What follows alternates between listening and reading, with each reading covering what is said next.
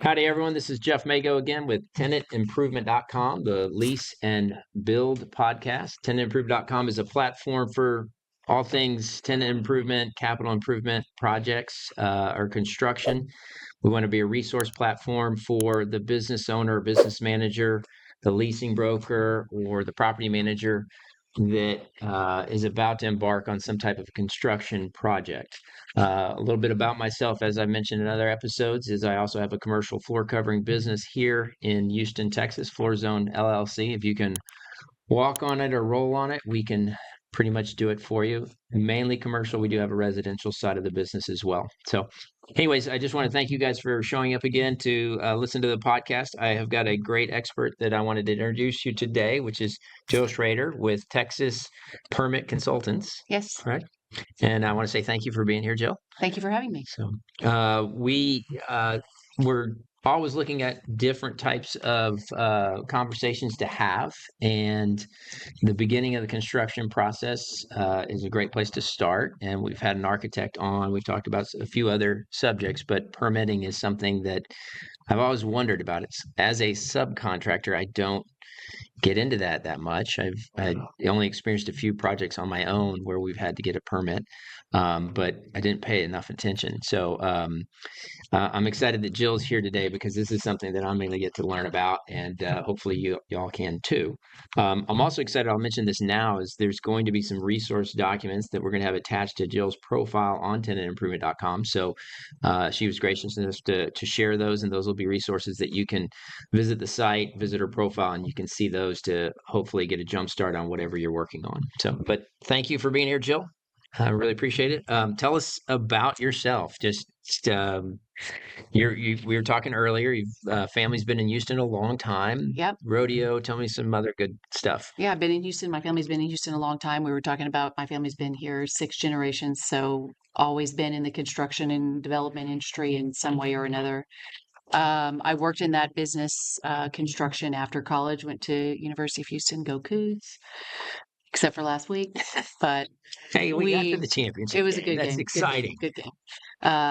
And worked in that business for a long time, and then decided to branch over into permit expediting. But lived here my whole life. Went to Lamar. My dad went to Lamar. My grandmother went to Lamar. I have one son that went to Lamar, and now he's at private school because it's changed a little bit.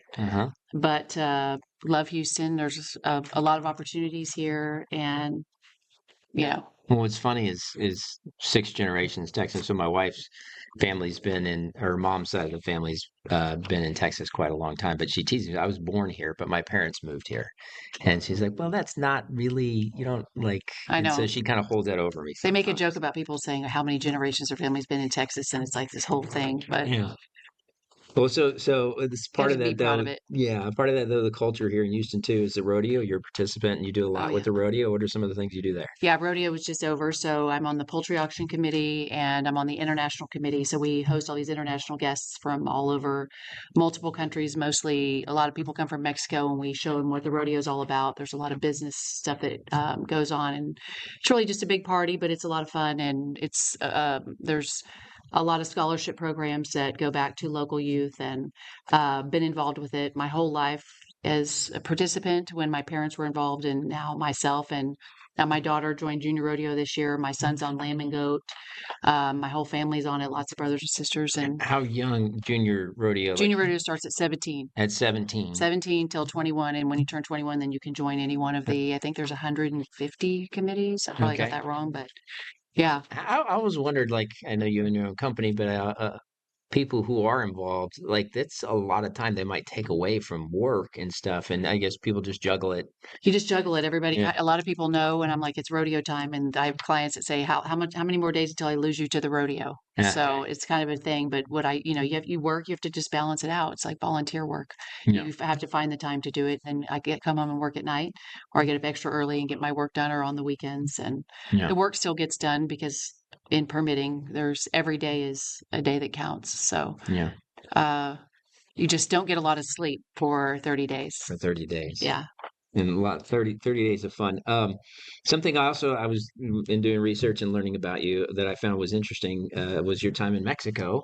Yeah, when you're in college, we both did we that. both University of Houston Cougars and both actually attended schools in Monterrey, Mexico. So, but how was your experience there? It was fun. It was a long time ago. It's hard to remember. I It's remember getting how cheap the longer. tacos were, and that's what introduced me to street tacos before they were popular here. I don't know if you had that when you go $5 for like a plate of tacos. It was more than you could eat. Yep.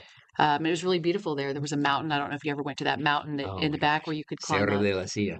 I don't know how you Yes. remember that. Yeah. Oh, I remember that because so when I was there, um, only like 2 weeks, I rented a room from a woman who was a widow, and there was a roommate who was also from Puerto Vallarta rented a different room, and we decided we were going to climb that mountain, right?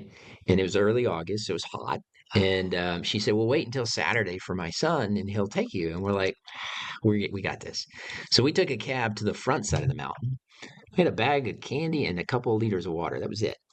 And we thought 3 hours up, 3 hours down. Well, we just started going through the brush. And 6 hours later in the hot sun, we're out of water, we're out of the candy, and we're like, we're gonna die on this mountain. So we climb back down, we stumble into somebody's backyard. They are terrified because like two zombies came out of the brush, Yeah. right?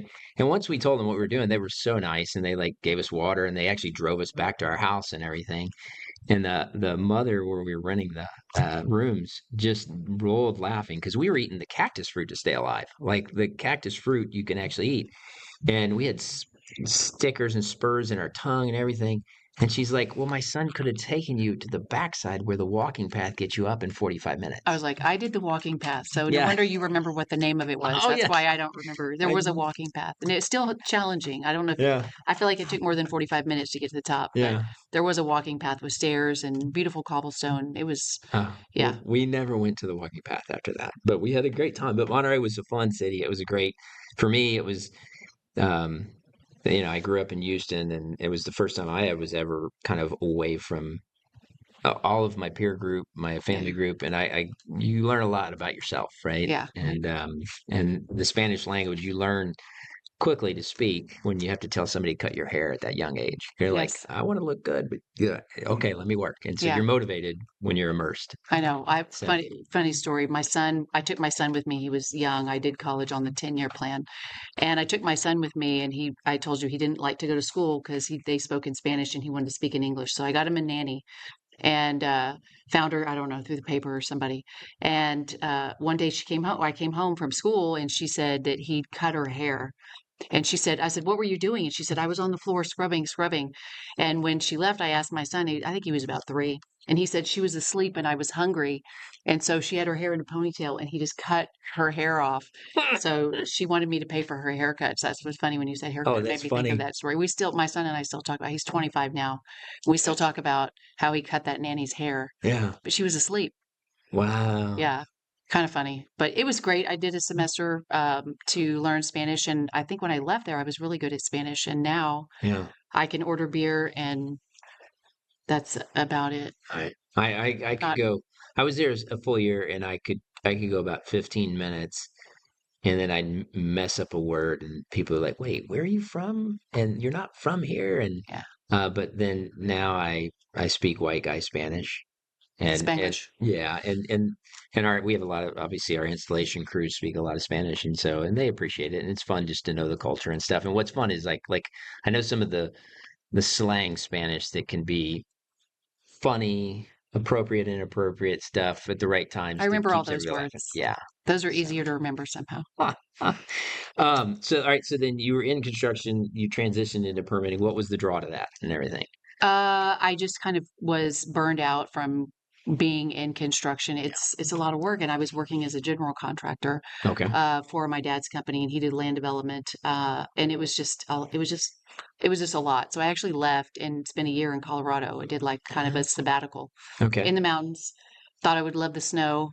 And when first time I shoveled the snow, I was like, "This is awesome." And then 2 hours later, it was back. I'm like, "This is not so great." So after a year, it snowed from September to May in the mountains where we were. I was like, we're ready to come home. Yeah. So when I came back, I had actually hired expediters in the past.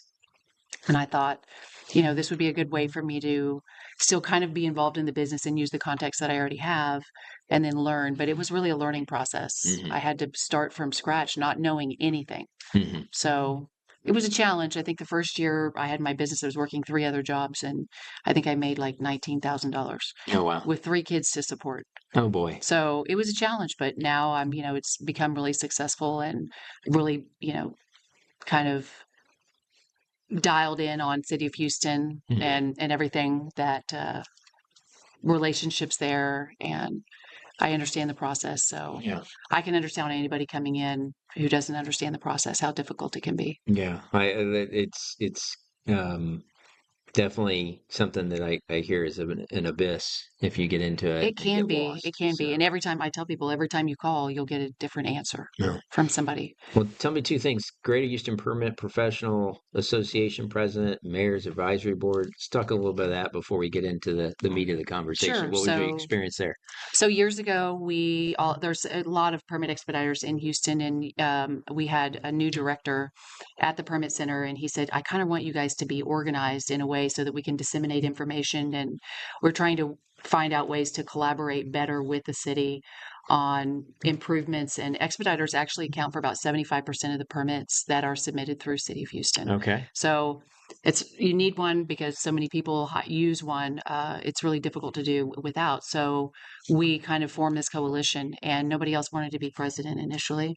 So I decided to take it on, and now it's been 7 or 8 years, and here I am still kind of running it. So I meet with the city regularly and talk with them about changes they're making and help them review workshops. And Hmm. I have an email where we send everything out to most of the expediters that we know that are local, and the mayor's advisory, I was asked by the building official to join. They wanted an expediter. They had architects. They had, there were several people from council. So it was a group of people that met once a month to just talk about ways to make improvements at the permit center.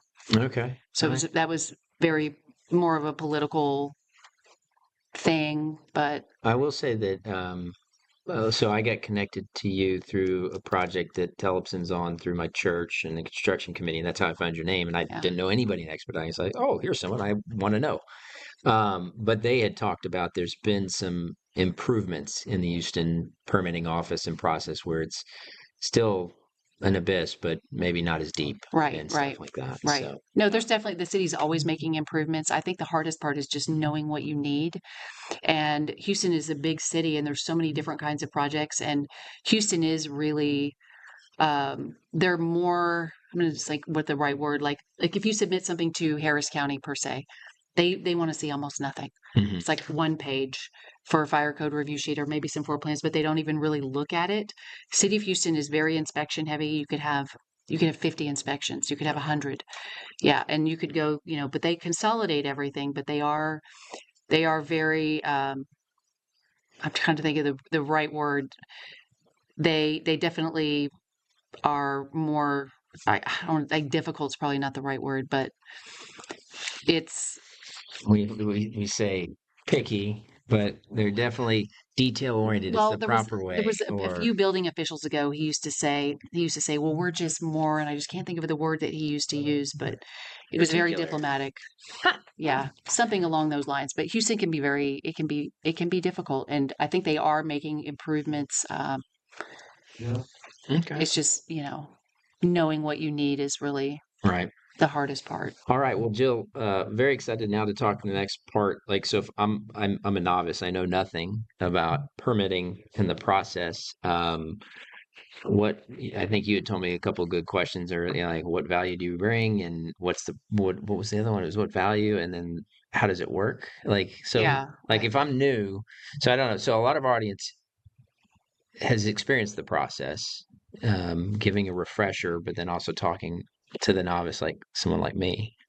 Where do we start? So if I just signed a lease, I guess usually I'm going to be thinking about this before I sign the lease because I'm planning on some type Usually, of because you'll have a time limit. okay, I think most landlords, from what I hear from clients, most landlords will give you, if you sign a lease, they'll give you a time period before you start paying rent. okay, A lot of times they'll give you a buffer zone. okay, At least I hear that. And usually it's a few months and it gives you time to get drawings and get your permits in hand. Okay. So All right. I'm signing the lease. I got the 2 or 3 months. I'm engaging with the architect. Are we having you the moment I call the architect and say, "Hey, help me with these drawings"? Are we having you run to the permit office and start that process, or do you need us to complete something first, or what is it? How do we pull it depends on that the scope. initial? It depends on the scope. Okay. So yeah, sometimes architects will hire me. So if you are hiring an architect, there's a good Okay. chance that most architects in Houston will probably already have an expediter that they prefer to use, Okay. depending on the type of project. I mean, there are a lot of us, so there's a lot of architects. Usually the architect will know what's needed. Do have tenants that will call me directly and they'll say, hey, I'm going to lease this space. What do you think? How long is it going to take to get the permit? And they'll start asking all these different questions. So there are a lot of ways, like we said earlier, to skin the cat. It depends on what you're doing in the space. So if we're talking about tenant improvement, if it's just it never hurts to call the expediter early. If Mhm. you know somebody, it doesn't hurt to call them early. I would always try to get a recommendation from your architect or designer, whoever you're using, or the landlord. A lot of times will have recommendations on who you could hire. And then we'll basically look at the project for the scope. Like, what are you doing? Okay. So is it an office now? Mhm. And are you going to be in office later? Or is it going to be, it was an office, or it's going to be retail or restaurant, or it depends. So there's a lot of different elements. The city of Houston has like 13 departments that they could potentially send the project to for review. Mhm. And it depends on what you're doing. The most simple project would be office to office or retail to retail. So that's what we consider no change of use. Okay. And those can go through really quickly. If you're not doing a lot of work to the space, there's also other options like one stop. There's also something called a spec repair worksheet. And then you can also try to go just through occupancy. So there's a lot of flexible options that and you could do one or two. You could combine them depending on what your timeline is. Say your landlord doesn't give you a 3-month period to get your permits in hand, and you have to start paying rent immediately, and you're not doing a lot to the space. You could just apply for a certificate of occupancy to do a name change, as long, there's some conditions to it, which is why one of the reasons that you need an expediter, because we can do that research for you. And you could just apply for that and then maybe get a spec permit or maybe get a one-stop permit, but you could go ahead and start operating. Okay. So it varies depending on what Well, that gave me the two scope. two questions that maybe we start off with, because I know that there's a lot of, people will lease a new space and they might not understand the process. I think some might say, "Well, do I have to get a permit?" I mean, And what happens? Yes, no, or okay, so it depends. So what the city of Houston will tell you is that you always need a new certificate of occupancy, but that is not necessarily true. okay. So let's say I move into a space that wasn't, let's do an office because it's the most simple. Let's say I move into an office. It was an office before. I don't do anything. I paint. You don't need a permit. I put down new flooring. Hmm. That doesn't need a permit. And things like that don't need a permit. You move in and you're in that office. So if it's in an office building, it's a suite number. As long as it had a valid CO before, maybe the CO said that it was ABC company and you're XYZ company. Uh, you technically you don't need to get a new certificate of occupancy if you're not changing the use. Okay. So why people need to get certificate of occupancies? A lot of times landlords will require it. I was wondering about that. I was going to get Yeah, there. I have a lot of Okay. people that say landlord will require it. And also if you need to get a sign. So, or you need to get a power release. So the sign company, yeah, the city has all these checks and balances to make sure they get, your permits in place. If you're changing anything, if you're moving a wall, you need to get permits. But if you're really not touching anything, then you technically don't. The CO is valid for the life of the space as long as nothing has changed. Okay. They will tell you that you need to get a new one, but technically the COs are valid forever. Okay. It's like it's an unknown fact. But if you want to get a sign out front, let's say it's it's not a big office building, it's a strip center, or it's a single building, and you want to get a sign out front that advertises your company, the sign company will try to apply for a permit. If it doesn't match the name on the certificate of occupancy, then they won't allow you to get the sign permit. Oh, wow. Yeah. So there's a way that they kind of check you. Okay. So in that case, then you could do an occupancy name change. And that process, you don't have to you don't have to hire an architect. You don't have to do any plans. You just fill out a form. And it does help to have somebody check the research and make sure that you're not opening up a can of worms on what was there before, or if you don't have accurate records. Right. So as an expediter, I would pull open records. I would look at the city history. I know ways to search for things and see what was there before. And then you apply for it. They'll send somebody out to do an inspection. If everything looks fine, they usually check for mostly life safety stuff. Mhm. You can get an occupancy certificate the next day. Okay. And so life safety stuff being the plumbing, being the electrical, being the Yeah, life safety. Like, do you have exit signs? Is there cords, the extension cords that are more than 6 feet? Is there a sign on the door that says the most common, like this must remain unlocked? You can't have like special locks. And if they send 4 inspectors out, there's 2 types of occupancy inspections. Mhm. If they send a full team inspection, then you could get some more comments about just stuff that's maybe outdated. But they will let the building stay grandfathered to the original code when it was built. Okay. You just don't have to, you just would have to bring anything life safety up to code. If there was electrical boxes that didn't have covers on them, I mean, usually you can walk into a building if you're leasing it and be like, this looks dangerous. Yeah. If it's supposed to have a fire alarm or fire extinguisher and it doesn't, things like that. Okay. So all right. So let's say we've got the scope defined. We're going to be moving into like kind of you pre-submittal coordination. Like, what are the different things? Like, you got the scope, but there's more paperwork than that when you go to run for a permit. Yeah. So typically what the architect will do is, or the design team will put together everything and they will send it over to the expediter to review. What you need to keep in mind, depending on the size of the project, if it's truly a tenant improvement with no change of use, then you won't have a lot of those, what we kind of call outside requirements. Okay. But if it's a change of use, like let's say you're going to open a restaurant and it wasn't a restaurant before, it was a retail store, then you have to jump through some more hoops. And so And those things need to be done early. are you kicking that back to the architecture team saying, "Hey, you guys forgot, pay attention to here and here"? Well, if I'm just hired at the last minute Mm-hmm. and architects will send me, they'll say, okay, here's the permit package for you to review. I will review it. I have checklists that I'll review and say, we need this, we need this, we need this. Okay. And the city has a minimum submittal requirement. Mm-hmm. It's called the prerequisite checklist, and I think that's going to be one of the documents that I sent over. You have to meet those minimum requirements in order to submit plans to be what they call administratively complete. If you're not administratively complete, they will just reject the project right out the hatch, and they won't even review it. So you've lost that time. So the most common item would be what they call the utility letter. And it doesn't make sense. Someplace they call it like a will serve. In Houston, it has like 10 names: utility letter, WCR letter, water wastewater letter. Mm-hmm. But and it doesn't really matter if you're adding restrooms or you're doing anything like that. If you're changing the use, and a lot of times I have noticed lately too in office expansions. Mm-hmm. Like let's say you already have an office space and you're expanding into the space next to yours. If it's 1,000 square feet or 300 square feet, if the city sees the word expansion, they automatically route it to utility department and it gets rejected for not having a utility letter. So it's one of those things that's really complicated. It doesn't make sense, but a lot of things don't always make sense. Yeah. That's another reason in having an expediter. I know if I see a project and I see it has the word expansion in it, Mm-hmm. I will tell the client, hey, we need to get a utility letter. Okay. So it is better to probably get a permit expediter. The larger projects, you want to have an expediter involved as early as possible. Oh, so this like the church project where I found your name Right. That's is why 2 years, 3 years out. And right. it's And a they're massive project. and they're already consulting with me. And okay. Yeah. So when we do high rises or we do brand new ground up construction, sometimes I'm involved a year ahead. Wow. Okay. And going over with the team on, what's new at the city, because I have my eye on the ball and the pulse of what's happening. The code changes.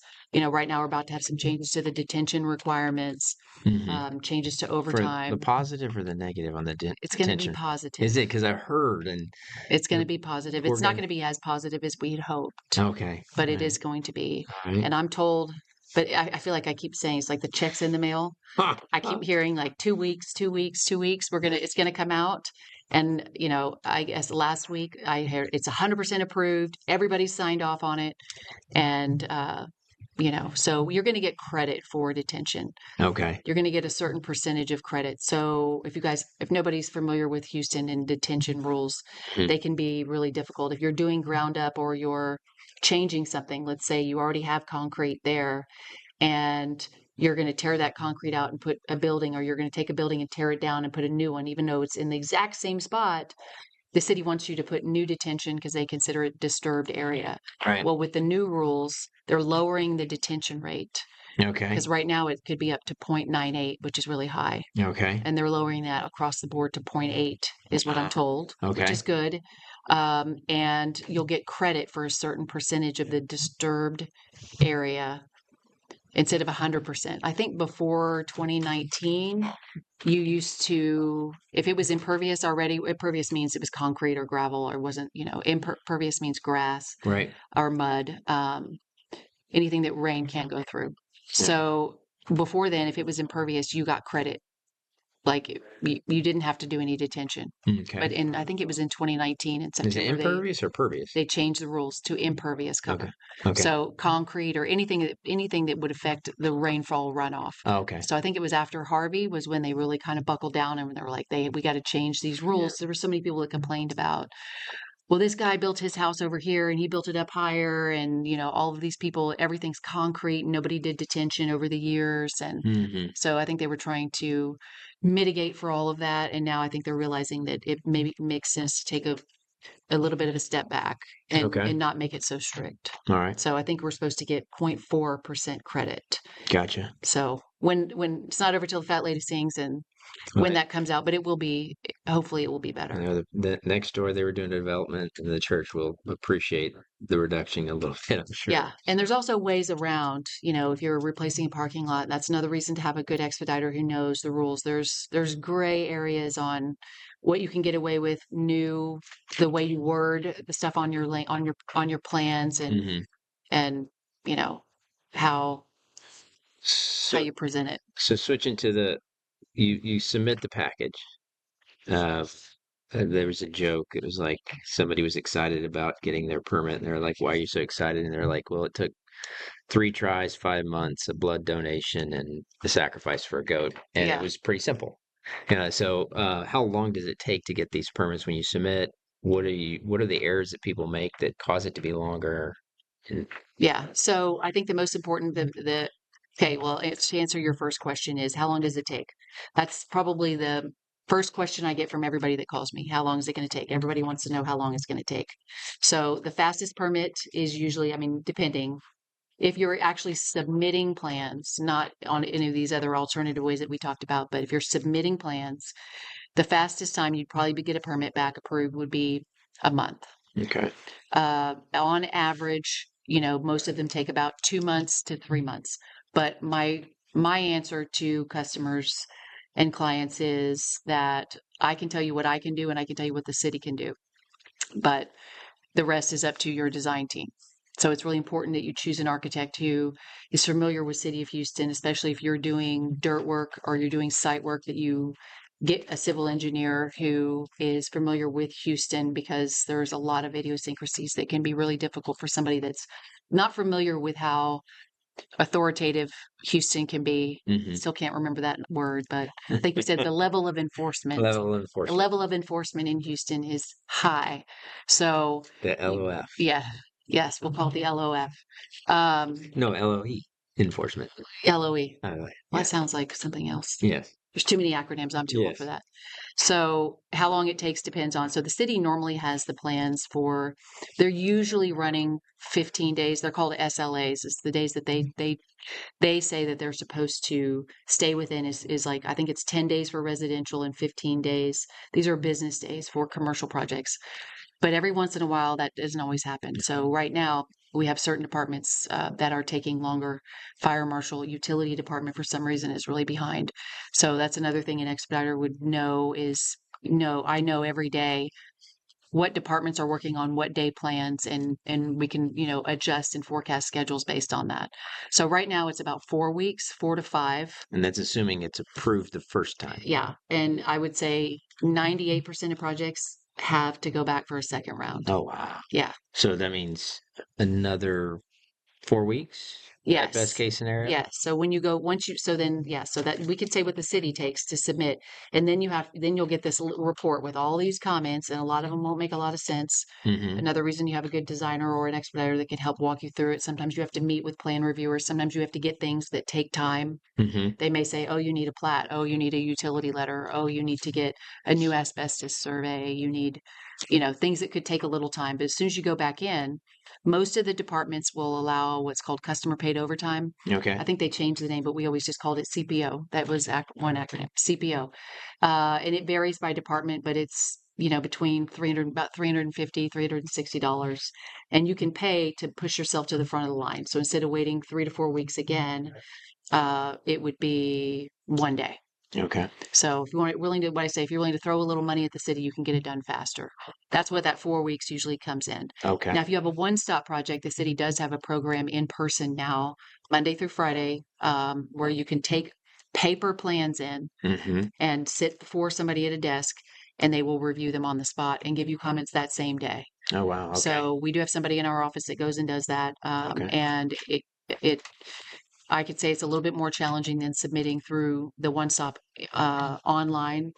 After COVID, they changed everything to electronic. Okay. So So when you're running a permit and setting up for a project, are you doing the electrical, the plumbing, the mechanical, all that? Is it one permit that covers all of it, or the trades coming in and getting their sub the permits? trades have to come and get their sub permits afterwards. But Okay. the way that Houston is different from some other jurisdictions is everything is reviewed, which is a good thing. And I really like that about Houston is Mhm. that everything is reviewed in one set. Like I was saying earlier, you could see up to 13 departments at one time. Mm-hmm. So health department, electrical, it'll all get reviewed on the set of plans. Mm-hmm. And then once the plans are approved, the permit will be issued, Mm-hmm. and then it'll be coded for the sub permits that you need. And then they'll have to pull that under. So you have a project number, and your electrician will have to pull his sub permit. The plumbing could have fire alarm, fire sprinkler, health department, you may have to get a health inspection, Okay. things like that. So, but it's all covered under the main umbrella of that one permit, which makes it easier to track. So are we allowed to get going before the permit's approved? Technically, no. What a Okay. lot of my clients will do is get a demo permit, Okay. and they'll basically, Oh. yeah. So you Okay. can get a demo permit. You can do that as well as that one in that in person. Right. What we typically do if you have a good asbestos letter. If you Mm-hmm. don't have a good asbestos letter, then I would suggest submitting it. And it still even then takes 2 to 3 days online Yeah. to get, because for asbestos, you can present an actual inspection or you can have an architect write a letter. And on the in-person, for some reason, they don't like those handwritten letters. They don't. No, Okay. they reject them every time.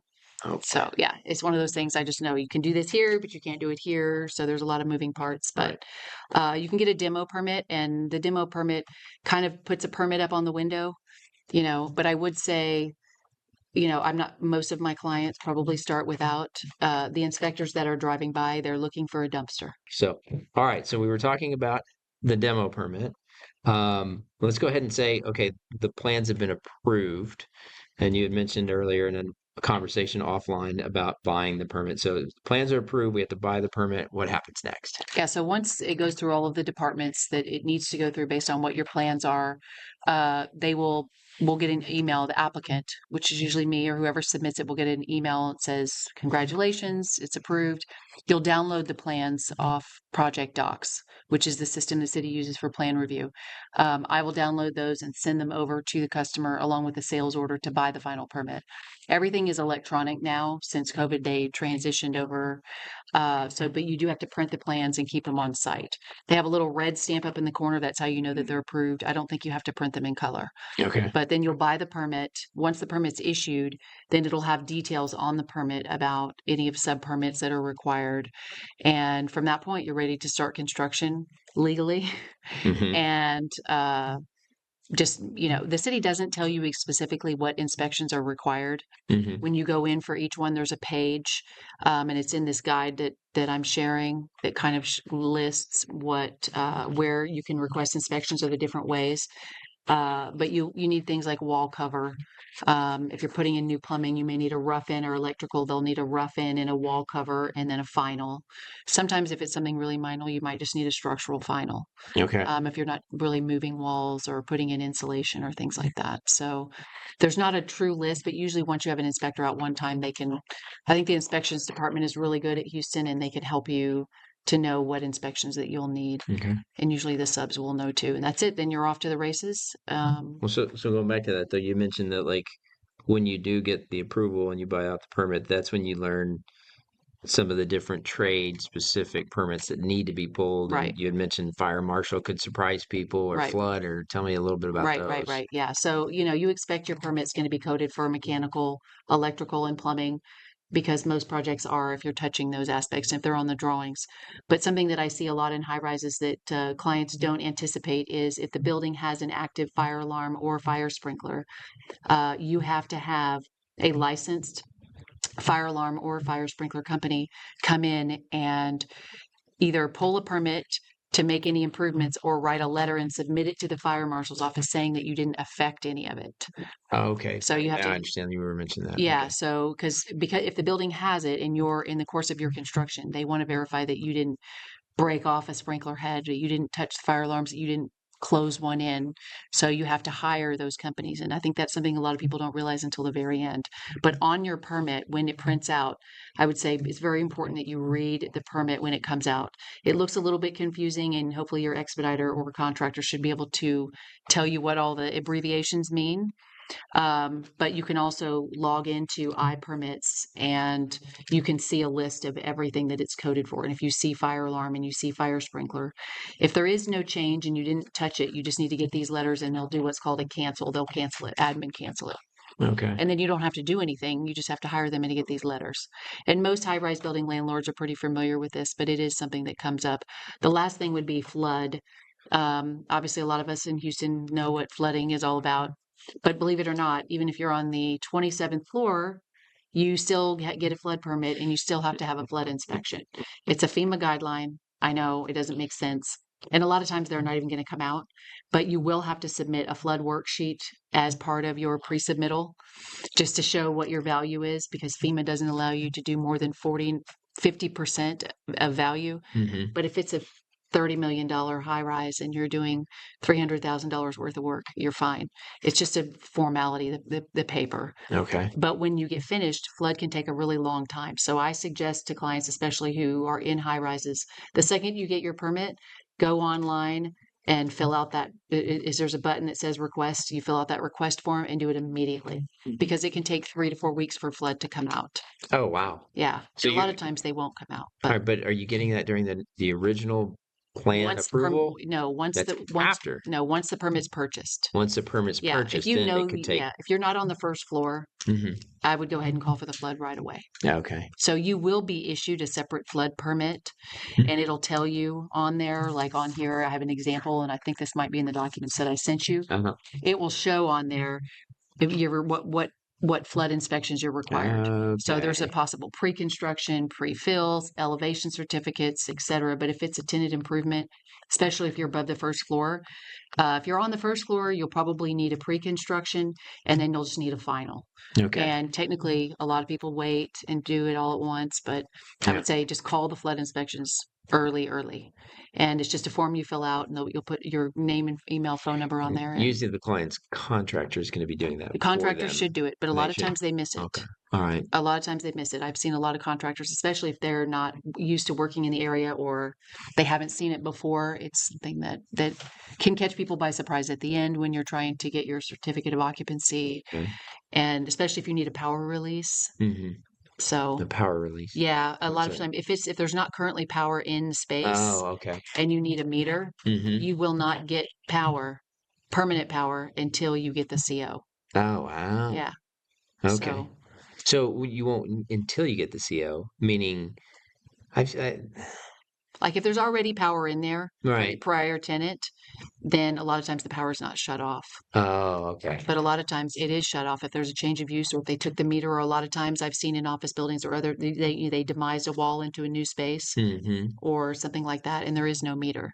It happens a lot of times. There's no meter. Okay. And so you won't get a release. When you request your certificate of occupancy, they send a power release over to CenterPoint. Okay.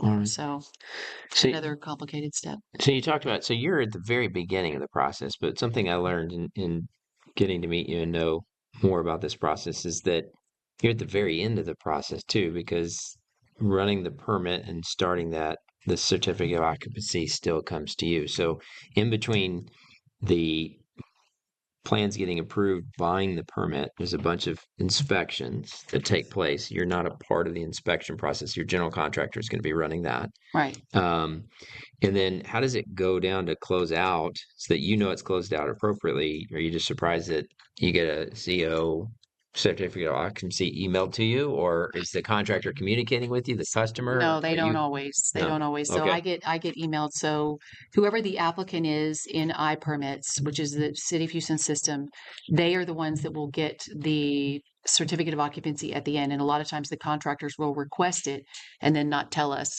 Or sometimes I don't know who the contractor is. Okay. And if I'm doing 100 projects in, a year or at a time, I don't know who it was. So usually I'll go back to my file and send it to whoever hired me.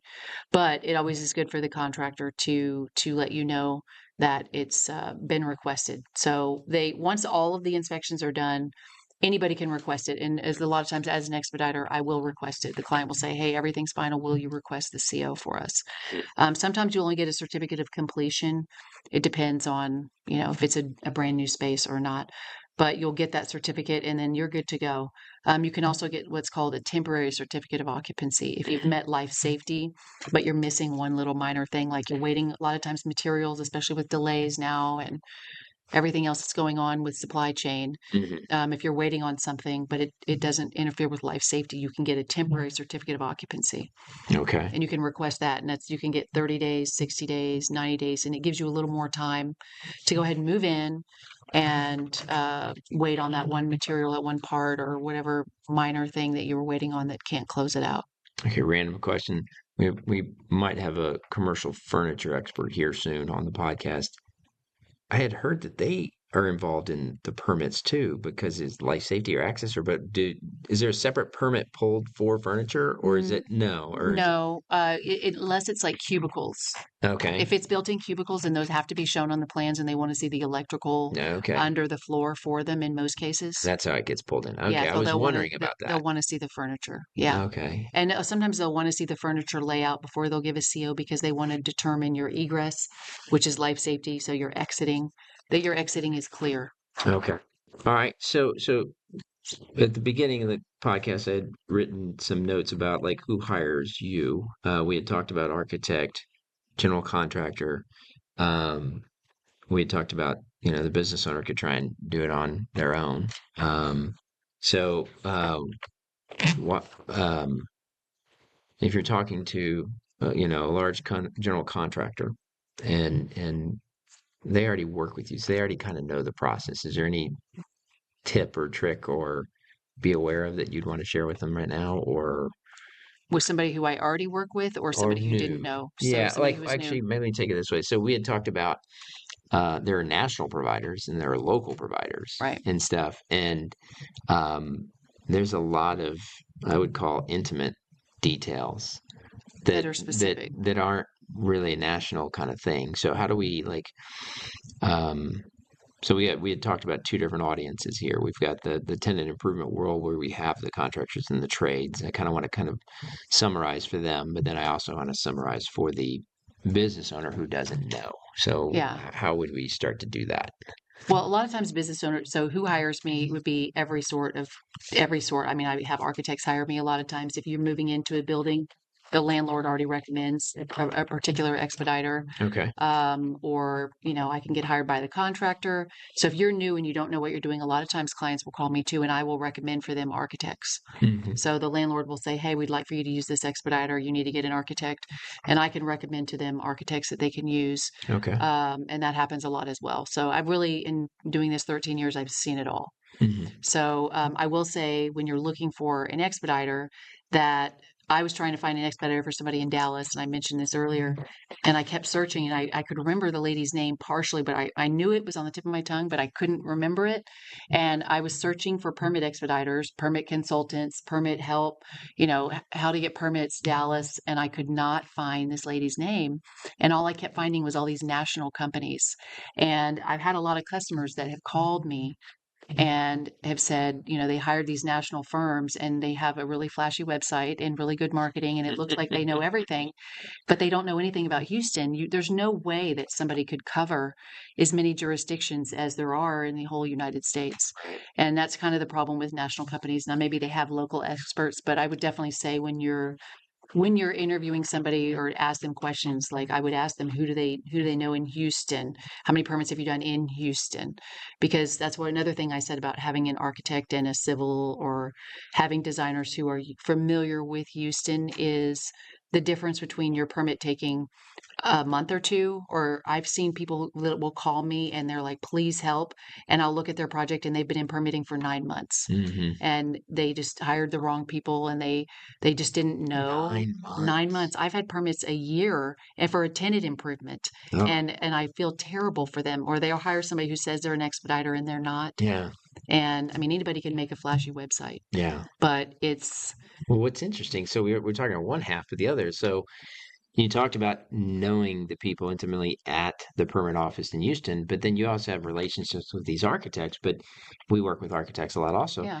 Their team evolves also and changes. And so sometimes you might be working with a firm and you're like, oh, they have the new crew on Which and they is do great work, but they still might need some which is so absolutely yes. you kind of need to know both sides of the relationship in a sense, like who's putting those plans together for you so that they can talk to the people at the Yeah. city Yeah. and kind of thing. Well, so we haven't talked about this, but like how do I budget? How does a business owner budget and then understand the budget for this whole segment of permitting and expediting and Yeah. that process? I think it's an important piece. And I will say, when I was a contractor and when my dad did land development, I worked with his company. We never wanted to spend the money on expediters. I thought it was a waste Mm-hmm. until I hired one for the first time.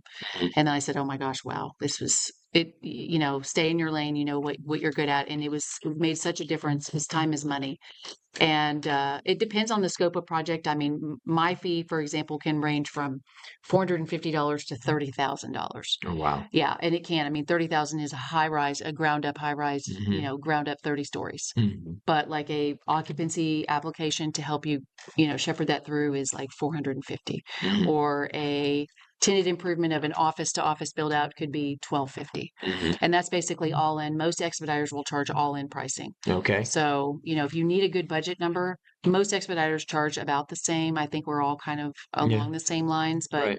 if it's a change of use, then it could jump up somewhere to 2,500 because there's more departments that you have to see. But I think for the cost ratio for benefit, I think it's worth it. Yeah, I think that's we both went to Monterey in school in Monterey, and there's an expression in Spanish, el que paga barato paga mucho. The guy who pays a little pays a lot, Yeah. right? And Yeah. and I laugh because I learned that expression when I was down there, where we both spent time, and we're having this conversation now. But Measure yeah, twice, cut once. yeah, but it's the easiest thing to. It's a very easy thing, not the easiest. There's many of those in construction. I can do that. I can do that. And then you get into it and you're like, oh my God, what did I get myself into? Yeah. And stuff, kind of like hosting a podcast. Like all of a sudden, oh, I can do that. And I'm Yeah. learning. It's not as simple and it's fun and I'm enjoying it. But I would imagine when your whole business is waiting to begin the next chapter of its life and the vision, the emotion, the excitement behind it, it's an emotional time. So what about like best case, worst case story that you would share in permitting? Like, well, is there a crazy story that you like to tell people about how bad it can get or how last minute saved the day? Wow. There's so many Yeah. about I don't know if I have a specific story Yeah. that's really good. We can think about that. We talked about Yeah. It's a challenge. I would say Well, every day is a challenge, and it's who you get lucky, who we get routed to. There's so many different reviewers. Did we right. get really lucky? I have had a project. I had a project for a hotel conference center, Hmm. complete remodel, 2 floors, got approved on the first round. Oh, wow. Yeah, this was about 2 months ago. Okay. And I called the contractor who hired me and I texted him and I said, the project's approved. And he goes, did we already address comments? I said, no. I said, it was approved on the first round. He goes, you're kidding. And I'm like, I'm not kidding. And what might have been funny is in the back of his mind, he's like, "Oh my God, now I got to hurry up." Yeah. Yeah, They weren't like no, ready. no, no, No, they weren't they ready. weren't ready. No, because it was like 3 weeks. That's funny. Yeah. So it Okay, happens. It so it can happens. happen. It Okay, can happen. so but this process is somebody 63rd floor Chase Tower downtown. This is somebody, and for those who don't know, Houston was one of the taller, nicer buildings downtown, Class A, but it could also be a cell phone repair shop off Harwin, which Right. if you're from Houston, you know is kind of a lower economic area, but they're going to need the permit too. Same stuff everywhere. Yeah. Yeah. And they can get themselves in just as much trouble Yeah. if they don't. So Yeah. what I mean, And uh, parking too. I mean, that's the oh, thing. we talked about that. Like in so I would think the parking though, is parking an issue for the 63rd floor at Chase Tower, or is it because If it's it's, already well, been built into the kind of, okay. yes, if it's not a change of use. It's not a change of Yeah. use. So Okay. if you have a change of use, I would always say make sure that you are familiar with what the parking requirements are and that the landlord has allotted in your lease enough spaces for what you want to do for your space. Okay. So, And if somebody did not pull a permit and they occupy their space and they're going on with their business, what kind of trouble can they get into? I mean, not a ton. Hmm. The fire marshal is one of the only people that can come in and shut you down, and that's going to be something that's life safety. If you're doing food service, you can get shut down by the health department and you can get in really big trouble. Hmm. But if it's just a normal business, I will say that everybody eventually gets caught Well, almost. as you were answering the question, I was like, we need to go back to your reference of just in your having the dumpster out, right? We Yeah, talked about that yeah, earlier, but it's almost like I've seen people in a small strip center paper the windows, bring all the work trucks in the back, and then develop the space, right? And but then I've also been heard that like, well, if you're downtown and you're building out a space, the inspectors are going to be in there frequently. So if yeah. A you lot of try times to they get drive by. away, And they it's do work Saturdays and Sundays too on overtime, so people yeah, think they can get away with it on the weekend. I think you will eventually get caught. What yeah. you will do is get what they call, if you get red tagged, they'll double permit fee you. Oh wow. So if your permit was going to be $1,000, it's going to be 2,000. If it Okay. was going to be 20, it's going to be 40. Oh wow. And the Okay. permits are based on the construction costs that either they think or whatever the minimum is for per code for what Okay. you're doing. It can get up there. If you get caught and you don't comply multiple times, they'll take you to court. Oh wow. Yeah. I feel like there's so many when I pull records on properties that they harass people and then they kind of just let it go. Yeah. But I feel like everybody usually eventually gets caught. All right. Well, Jill, Thank you this so is much for having me my and gosh, this hope is I provided some helpful yeah, information. absolutely. This has been great. Jill Schroeder with Texas Permit Consultants. We were learning about permits today. There's going to be a link with the podcast. You're going to be able to go and visit Jill's profile on tenantimprovement.com. There'll be some of these attached documents that she was referencing, the quick process for understanding it if you're a novice. There's also one for floods, and then a whole bunch of other checklists that even if you're with one of the large construction companies here in Houston, Jill would be a great resource, and those are some tools that she's offered to share, and we're excited about that. It's been a fun conversation getting to know you, but also getting to understand the permit process, and we really appreciate it, and wish you best of luck in all that you do going forward. Okay. All Thank you right. so much for having me. Again, thank All you, right. Jill. All right. Take care.